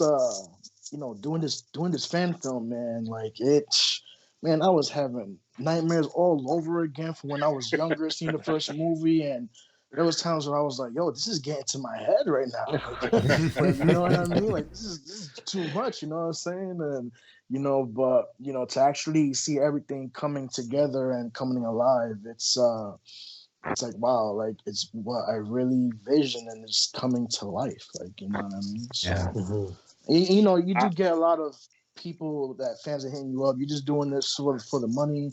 You're just doing this for Hollywood. Like, no one got paid for this. What money? Yeah. And then people say that we're scammers, and it's like, okay, yeah, we took all that money and we just went to the strip clubs. And yeah, that's all we did with the money. We didn't put on animatronics that were showcasing y'all. We didn't put it towards a teaser, like, you know what I mean? So, but even at that, it's you know, we focus on more on the positive, like the fans have actually that's with us on board and everything like that. And yeah, it's just amazing to see like your something that you're passionate and love, you know, something that you're passionate for and you got the love for that's coming to life. It's what could be greater than that besides skydiving?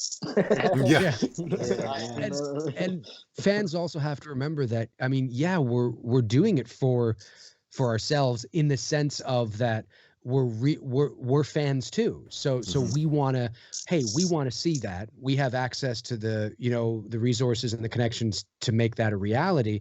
But at the end of the day, we're not making it for ourselves and only showing our immediate circle. I mean, we are releasing it and making it for the fans, you know, and that can't be, hopefully fans out there kind of go, yeah, that is true. You know, I mean, if we were sort of, hey, we made this amazing movie, but you're never going to see it. I mean, maybe then I could see them going, oh, you guys. But I mean, at the end of the day, it's for you. It's for everybody. It's for everybody. You know? I've already gotten my first, you just stole all that money. You're never actually making this movie. I'm like, all right, yeah, I didn't already give a chunk of it to our makeup effects person. I didn't already do that. Yeah, okay, all right. You want me to take a screenshot of the account, motherfucker? You know, but, can't do that. You know what I mean?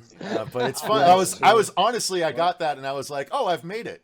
I got my first. Those are the measure points. Yeah. You know what? I think my answer is actually a little different because I was brought into this, and I, like everyone else, want to make movies. I want to make bigger movies. I want to work on these big projects, and I saw this as an opportunity to work on something with a crew, with more people, and something bigger. And then we started coming up with ideas. We did the first teaser, and I was like, okay, this is good. This is good. And then reading the script, and when we fixed it up and got it all finalized, like, okay, I like this. But to me, I saw this project going into it as, this is something where I can kind of get better in, you know, kind of a new challenge, you know, a bigger feature for me to showcase what we can do to a bigger audience. So because I'm not a huge Chucky fan like Tony is, to me, that's what I saw it as. And then it became a new goal to be like, I want to make this something I would want to watch, you know, I would be a fan of, or anything like that. So yeah, to me, it was more just getting to show our talents and really challenge ourselves to a bigger audience that is willing to see what we're, you know, trying to do. Mm-hmm. Cool. Yeah, and I think as filmmakers, somebody had said this earlier, you know, sometimes people think when you're doing a fan film, you know, you're not doing like a real movie, or you're not, you know, you're not pursuing something that's a real movie. Like, let's just be straight with everybody on planet Earth. When you make a movie, there's a lot of time, work, blood, sweat, and tears that goes into it. It is such a complex process. And out of any of the arts, because I consider filmmaking part of the arts, like visual art or music, or, you know, like dance, like any of it. And yeah, it is, I think out of any of them, for me, in my opinion, it is the one that requires the highest level of collaboration, the greatest amount of coordination, the highest amount of resources that you pile into it, right? You know, I can sit down, you know, as an artist, and I can draw something, and like everybody, I do it because I need to. I do it because if I don't, I'm not happy and I'm not satisfied. It's one of those things that makes me happy. I could be a poor schmuck sitting on the side of the road, but if I got a pencil and paper in my hand, I'm going to be happy. You know, with stomach, you know, with food in it too. But, you know what I'm saying? But it's just like, just eat the paper. That's it. You know, but I relate to everybody in the sense that, you know, I'm making this because I want to. I'm making this because I have to. I'm making this because, you know, and also to what you were saying, Mitch, it's you know, even if you're not like an Advent fan, you know, this was Dave that came to me with this project and said, you know, Bruce, I really want to do this. And, you know, at first, like, I was kind of questioning it. I was like, oh, really, man? Like, you know, I don't know. Like, do you want to do maybe something different or whatever? And when we got talking about it, and I saw the potential, I saw what we could achieve. I could imagine where we could take this and what we could do. And I saw it as that opportunity that we could bring things to a next level. I saw it as an opportunity we can exhibit our skills. So it doesn't matter if we're making something about Chucky, or if we're making something about Black Christmas or Billy, or, you know, any of these villains, whoever they are. We could be creating our own original content it doesn't mean that we're bringing any less passion. It doesn't mean that we're bringing any less of our A game to it.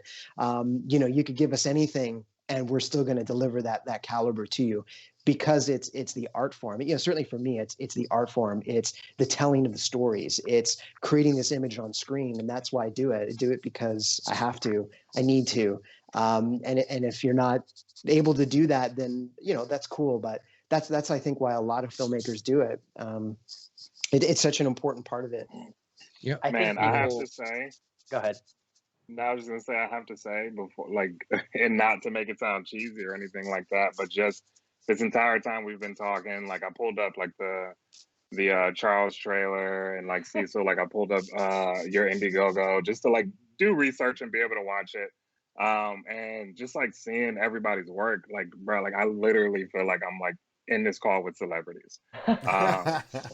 So just like to even like make that state, like us like talking about, you know, if we did it to like get into the industry, or if we, you know, like we did it because we cared about the project, just seeing everybody's work just shows me like whether we reached the point that we were trying to or not, I think we succeeded. And like Cecil, I think you're on your way, man. I remember going to LA and me and Vincent like meeting up and chatting, and him bringing up your project and saying he was like helping out.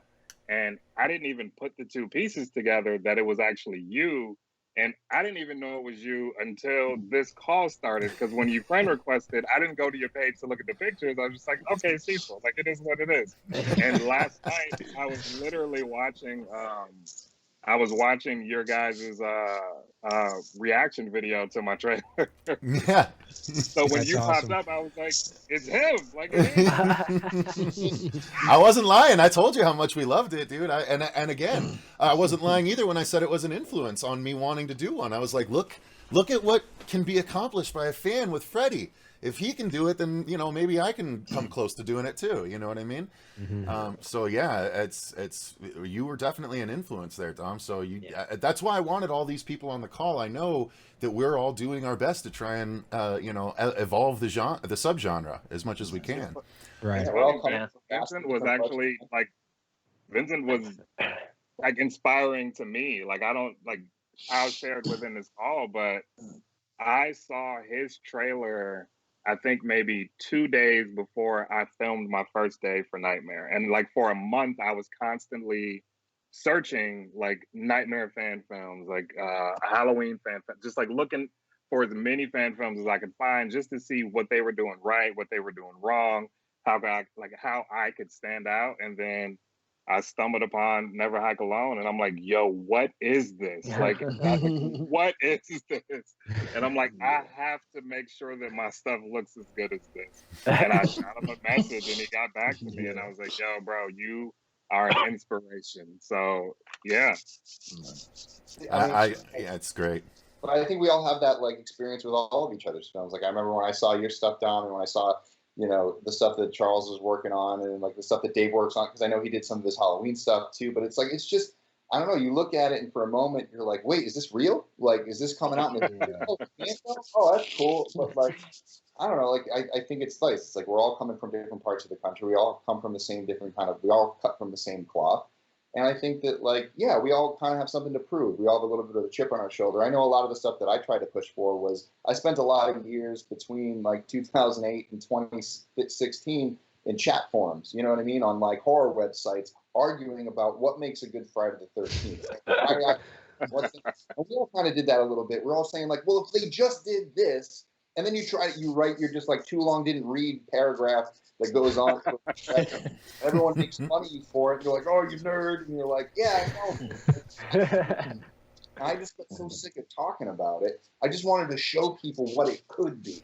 And then at the same time, like, you have the inner fan in you where you're like, okay, now you have the fan in the back of your head yelling at you the entire time, being like, well, he wouldn't do this. What do you mean one guy? And like, what do you mean found footage and all this stuff? And like, you're trying to combat like that, but telling an interesting story. So what do you mean a bow and arrow? Yeah. And then it's like, people say stuff like that. You're like, yeah, you never watched the original series. You're just a Jason fan. And you're not really like into things like we are, like dig into your history. And I think that our films, attach ourselves to those people who are just like us, who are so passionate about it. Like when I talk to my family and they laugh at me, they're like, it makes so much sense that this happened to you.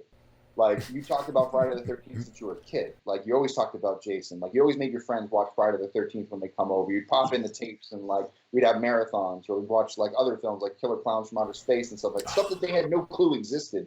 And I was going, oh, you want to watch this? And, like, they came to my house to watch horror films.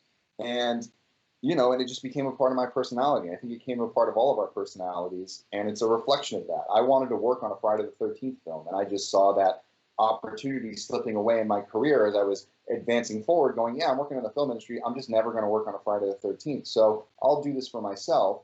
And then when you, like, it was like that first, like, jolt of, like, oh, people responded to this. And I might be onto something. And it was just this itch you have to keep scratching. And it's just the kind of the what pulls you in. And then, I don't know, I go out and I meet people from the conventions and I see other people doing stuff and reaching out. And I always love that fact that, like, I met Dom because we reached out and started talking over the internet. I met Courtlan and he came and, like, we started talking. And it's like, I always like when someone reaches out to me and they have something and they're working on something. And I think that people who are just passionate about it, you can recognize it right away. And it's just it's kindred spirits. And then we're all kind of like, I always call it like, we're in our own, like, it's like high school. It's like we're all in our own class. Like, this is our class of people that are growing up through this industry. We're in this stage of our careers. We're all trying to get to that stage. And we've all kind of come around the fact that fan films can help us maybe get there. And it's not that we're looking at it and go, like, let's take advantage of the fan film. Well, if we were taking advantage of the fan film, we'd be like the studios. It'd be made by people who don't understand the fans and who don't know how to make content for those fans. And that comes across in the storytelling. And that's what we're combating. We're combating the studios being run by people who don't have any care for our franchises or don't have any fresh ideas. And instead of turning to the fans and saying, what do you want? They're saying, like, oh, we know what you want. Like, eat this up, idiot. And we go and we're like, I'm not going to eat this. Like, I'm back. Can you please rebake this? And we just got sick of asking for it, and now we're doing it ourselves. And I think that that's the most American thing, or the most, like, you know, I can't say the same thing for Canada. You guys are Canadians, but hey, we're not as nice as you think we are, Vince. But I always refer to this kind of fan film community as like the Wild West, because the rules are very, depending on what you're doing, depending on what property you're working with. Yeah. The rules change. Like, if you're working on Star Trek, they have strict rules. If you're working on Star Wars, I think they have some rules. Like Friday the 13th, we've begun to see that, like, the rules are very lenient, and we've been able to do things that a lot of things other people can't do, like bringing in alumni and things like that. And Cecil and Nightmare on Elm Street, you know, being able to pull in Miko and not have any issues with anybody saying stop. And so you know, if you try to do a Godzilla fan film, Toho is going to come down on you before you even, like, type the first word. They're going to know. You know what I mean? Like, they're that stringent. So it's just, you know, I think people need to understand that, like, if people wanted us to stop, they would reach out and tell us to stop, who actually have the power to do so. And if they're not doing it, this is the world we're celebrating. And that's all it's about. It's about celebrating these franchises and seeing the things that we never got to see realized.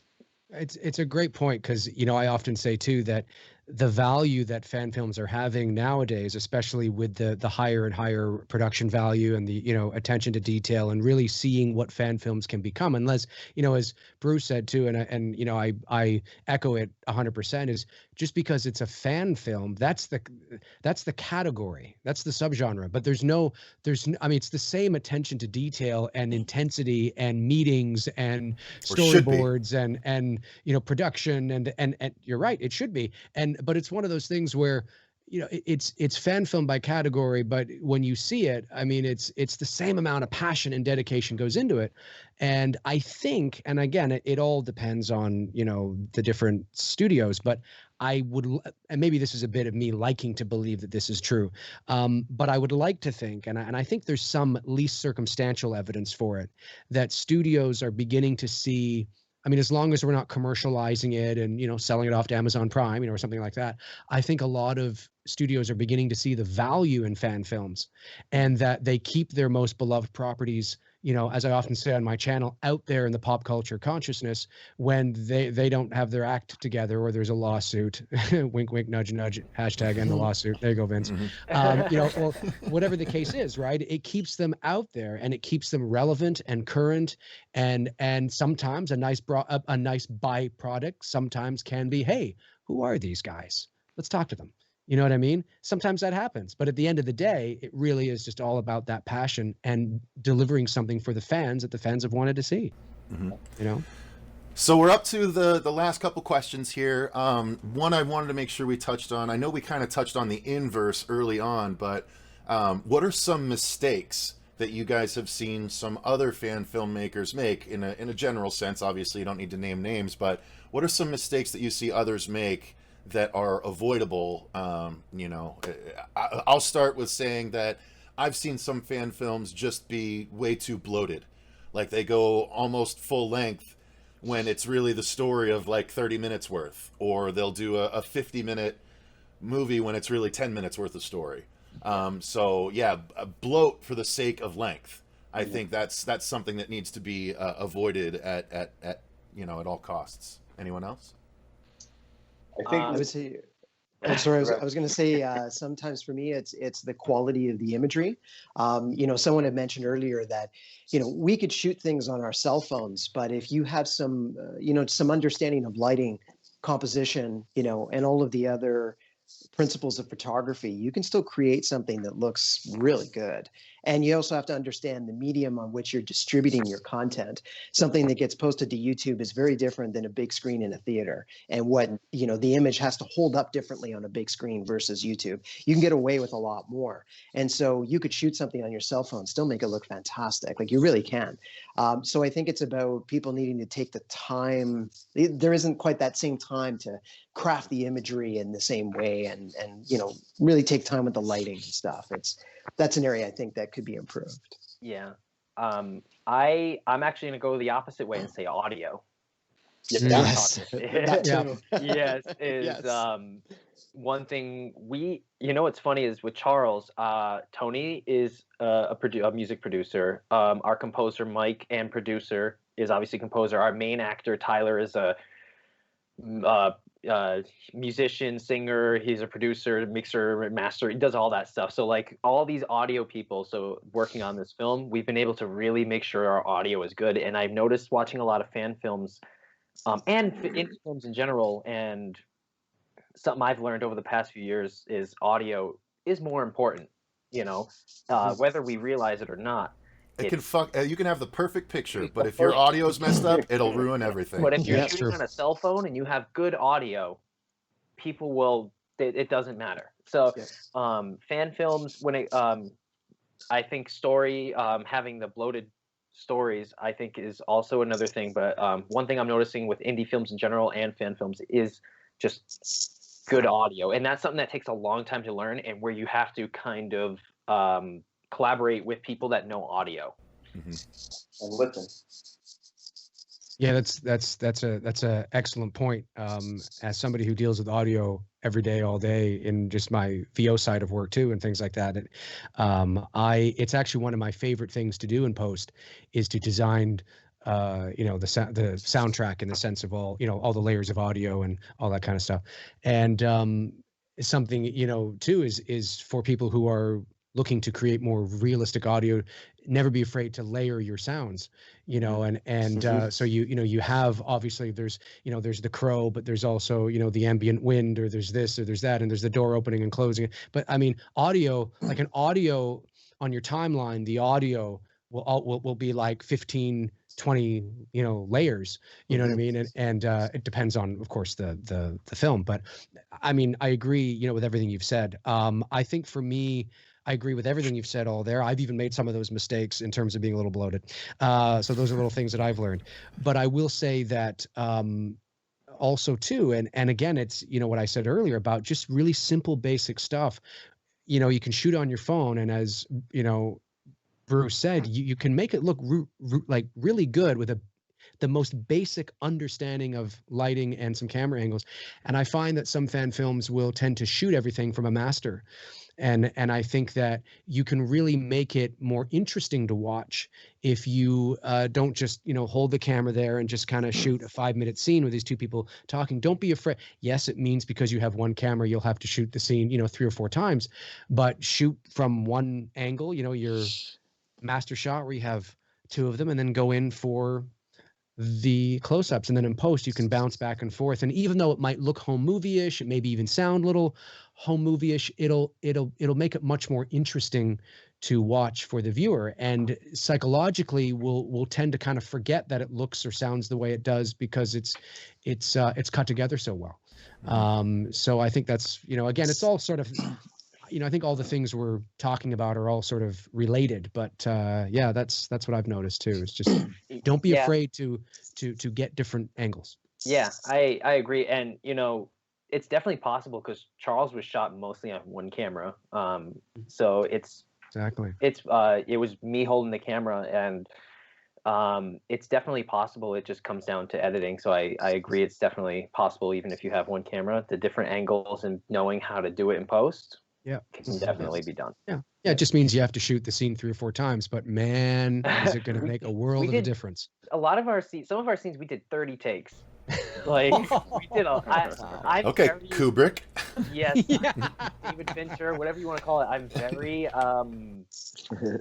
yeah, that's I guess that already kind of just says how I am when I make films, and I guess that's all I'll leave it at. But yeah, some of the scenes, but luckily the actors were like, they were also like, I can do better, let's do another one. And that's right. It did take more time, but we were, we're not on studio time, we can take as much time as we want, but right.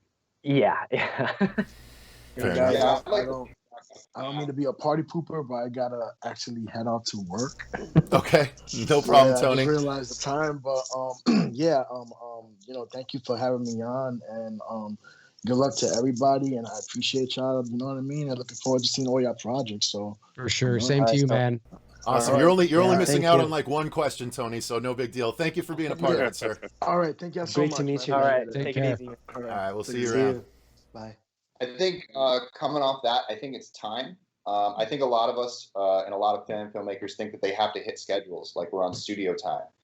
You know what I mean? I think the more time that we take, and the more time you put in pre-production, and the time that you take to be prepared to shoot, that will usually lend itself towards a better product. And that realizing that, like, it might seem to delay something, it might kind of hurt your ego or anything like that, but at the end of the day, you don't have to rush. And I think that when you're communicating with fans, one thing I see a lot of fans trying to like get their things done and rush it out, and it usually compromises the idea. The other thing I see that I think often takes away from an idea is that when you overpromise. I always go with underpromise, overdeliver. Try to be humble, understand where you're coming from. You're a fan film. You're not changing the world. You're bringing something that, you're using with toys that other people created, but you're trying to have fun with it. And I think if you bring the sense that I'm coming from a good place, that it will register with fans rather than saying like, we're going to reinvent the wheel.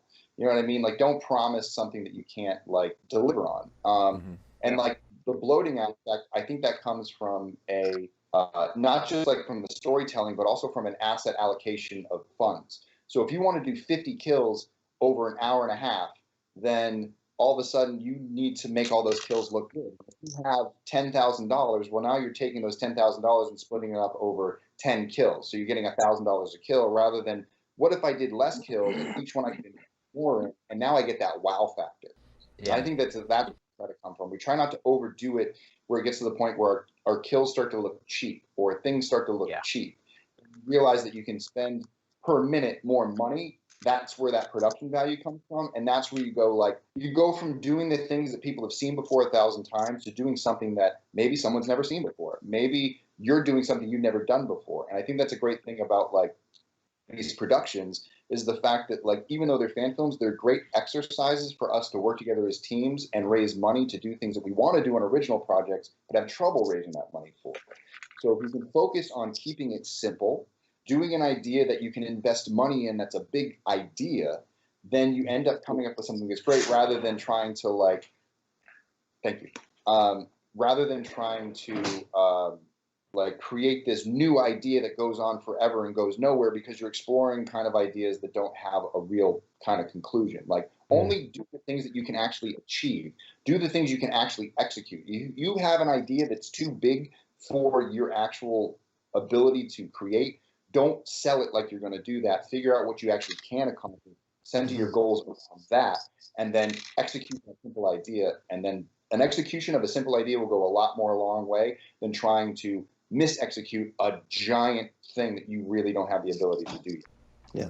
Yep. Great points. Yeah. Yep. I will say, I was just going to piggyback on that and say, because I couldn't come up with an answer before. You guys were hitting them, and then like I just like got struck with like this memory of when I did Nightmare. I jumped deep into the forums. I was like speaking to everyone who had ever done a Nightmare fan film just to kind of see everybody's approach.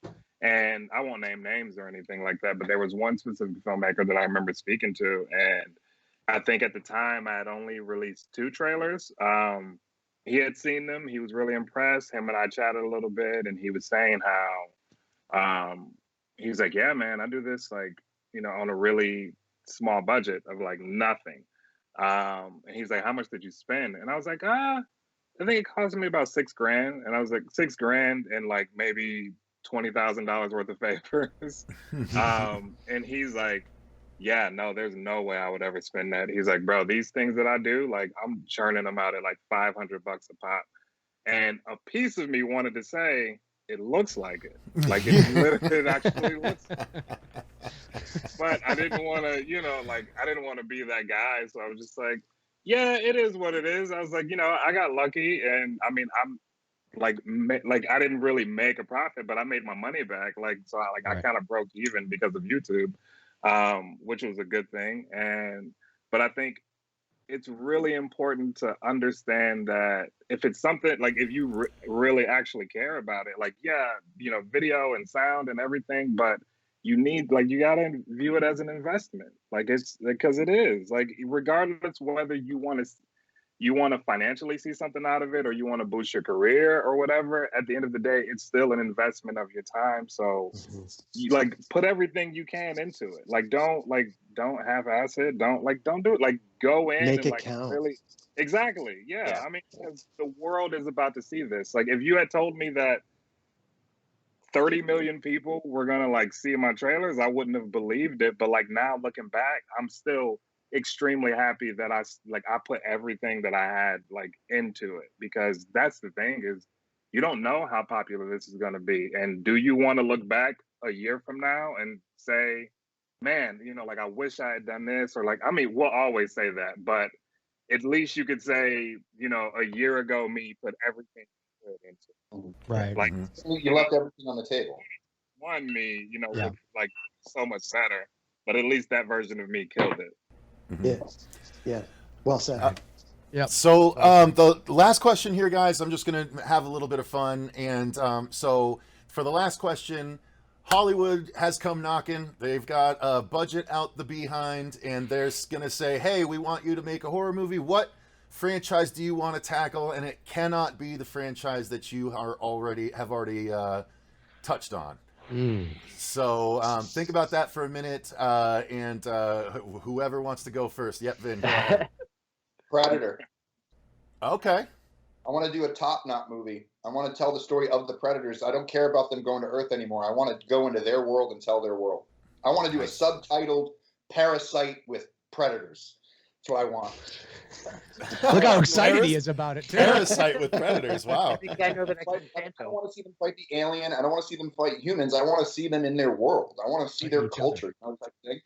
Like going on hunts and stuff like that. Yeah, let's do that. And like tell a story within their own culture, you know? And I mean, show that there are female predators, show that there are like different races of predators, and like see how their world works and see what happens when one of them doesn't follow the order. Like I want to see a hero predator.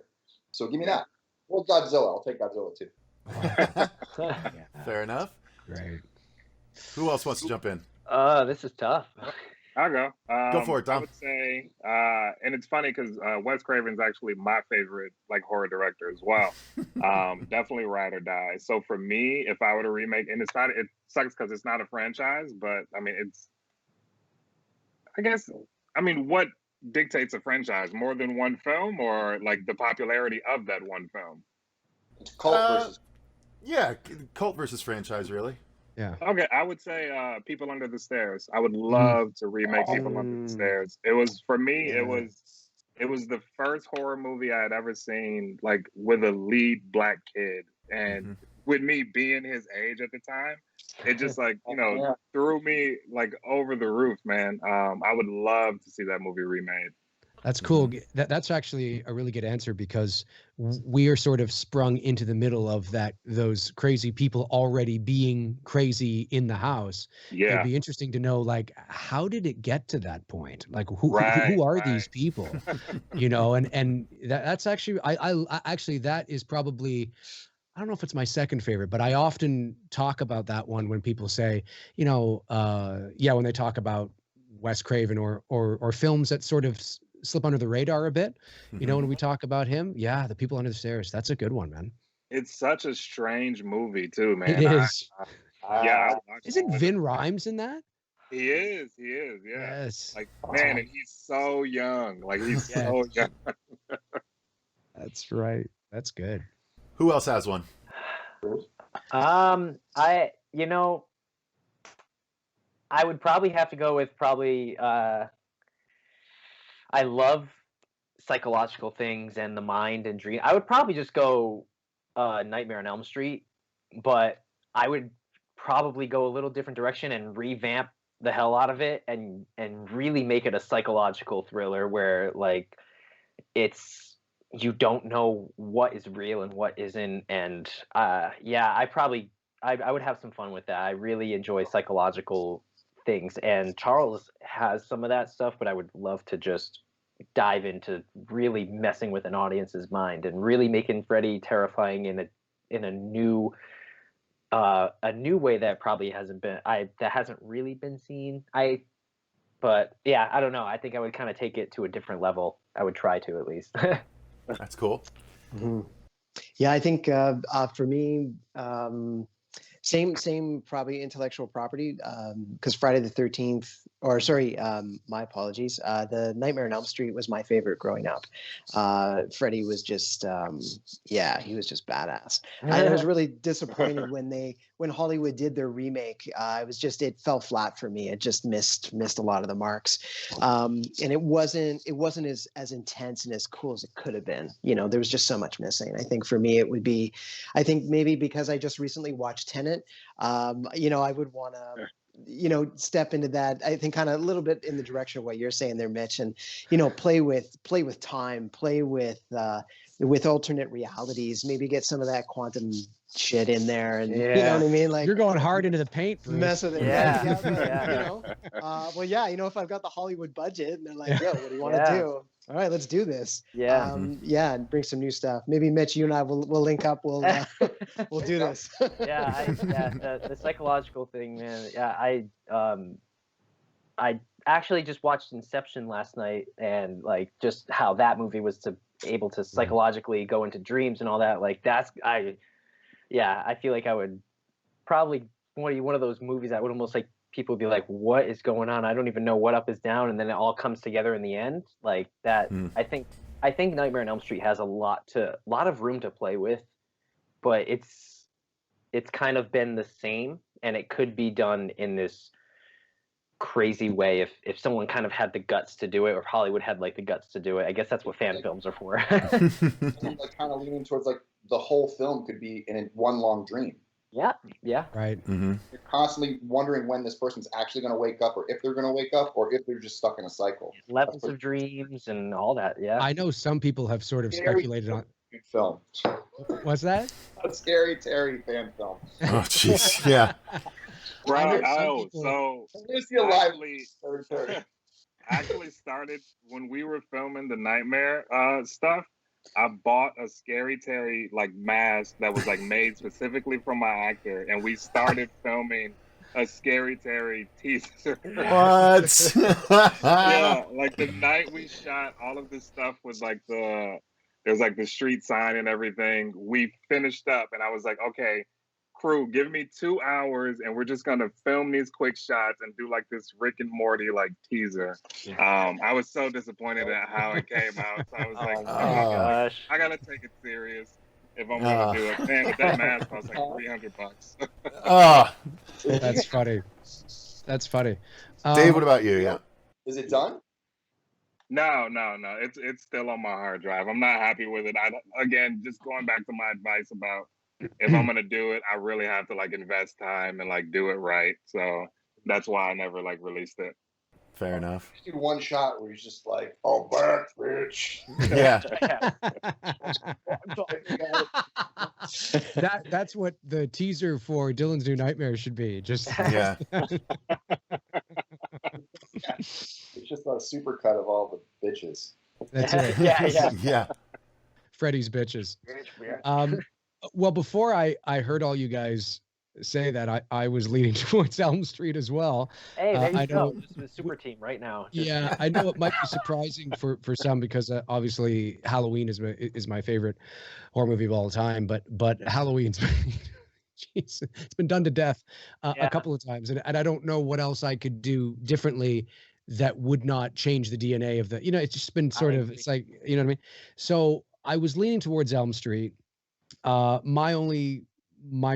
I share sort of the same thoughts that both you and Bruce have, in the sense of that one of my main, like I am a huge fan of Scary Freddy, and he is his most frightening in the first two films. I'm actually an unabashed fan of the second film, which is actually the black sheep of the family, but it's mostly because he is so dynamic. I mean the hook nose and the sunken in eyes, and he's terrifying in that movie. So I'm a big fan of making Freddy scary again. And Hey, that sounds like our slogan. yeah, that's right. Because it's a nightmare on Elm Street, not a fluffy dream on Elm Street. And Yeah, where he I was agree. by Freddy's dead, and he was great in New Nightmare, but of course that's sort of a cerebral kind of self-aware film. But if you're just talking about like the actual narrative kind of in the universe itself, more subjective, it would be Elm Street going in that direction, just making things really frightening and scary, and like you said, Mitch, I mean, leaning more to the psychological realm. I want people to leave the theater going, fuck, that was a scary movie. Like, that was really well done. That was frightening. He was genuinely frightening. He was terrifying. I would take the comedy aspect. That's what we did with Charles. We took the whole comedy aspect out of it. A huge inspiration for Charles for me was at least like style wise was A Haunting of Hill House. The Haunting of Hill House. That's what I would take to a Nightmare on Elm Street Interesting fan film, because that was very psychological, and you didn't know if it was like mental or if it was paranormal going on and all that. I would take something like that and then put that into Freddy's world and let him kind of be able to control all that. See, and that's very interesting, because from a filmmaking perspective and a writing perspective, that's quite challenging, in the sense of that there is that trope, of course, that genuinely, I mean, maybe it worked a little better with audiences years ago, but genuinely, or generally now, I should say, not genuinely, generally now, fans are, when they find out that, there's that trope of it was just a dream. Right. It doesn't usually go over well with fans, because they're so emotionally invested in something that doesn't necessarily turn out to be true. However, if the journey is so incredibly well done, and it, that's sort of the challenge from the writing standpoint, in the sense of when you get to the end of that film, even if it was just a dream, people may have, the rest has been so spectacular that they might be like, oh, no way, rather than, oh, fuck off. Yeah. You know what I mean? Pop out now. Right, exactly. So I like that, Yeah. And to finish it up, I'm gonna say I kind of spoiled it a little earlier. I love Tremors so much, because I was always a Jaws fan, but Tremors for some reason made its way into my nightmares just as much as the shark did, because you don't have to be in the water, and living in Arizona where it's just desert. It's not the best place to live as a 10-year-old kid that watches a movie about giant, land sharks, essentially. But I have a great idea as to how it could be rebooted, but still tied into the original stuff without any of the original people. Basically, perfection has been shut down at this point. But at the very beginning, like, the graboids would escape off into the rest of the country, and I'd try and take that kind of route. And I think, what's that? Graboids go global. Yeah, well, essentially, I mean, they've kind of started to do that with the sequels. Now they've gone to South Africa and even the Arctic. And it's okay, Arctic. but it's The Arctic. What are they eating? Polar bears? it was not, and like it was technically the Arctic, but there was snow in the first scene, and then yeah, and then it was like, oh, it's been really hot, so all the snow melted. Oh, okay, yeah, but anyway, so it's just been silly, and it deserves to be as cool and scary and fun as it originally was, whereas the silly circus that it's become at this point. And there's just something about being vulnerable, just walking on the ground. And I love that. And so I would play with that. So Tremors is mine. So I think that's going to wrap up the panel, you guys. Thank you very much for being so generous with your time and giving all of your insight in regards to fan films. For those of you that are watching this on our channel, there's going to be links in the description box to see, the teasers for everyone's projects, and well, by the time this airs, Vince's new Snow will already be out, so I can link to that. But Courtlan's thing too. Yeah, oh, that's true. Yeah. So thank you all very much for joining. Once again, Vincent DiSanti, Courtlan Gordon, Dave McRae, Bruce Dale, Mitch Francis, Tony Bizz, and of course, I hate that it's come down to last but not least every single time, but Domonic Smith, the one that was one of my original inspirations. Thank you all very much for joining me and giving your insight, and thank you all for joining us for the panel. Have a good rest of the digital Phoenix Fearcon panel, and make sure you check out all these people's wonderful work, okay? Until next time, you guys, remember, stay scared.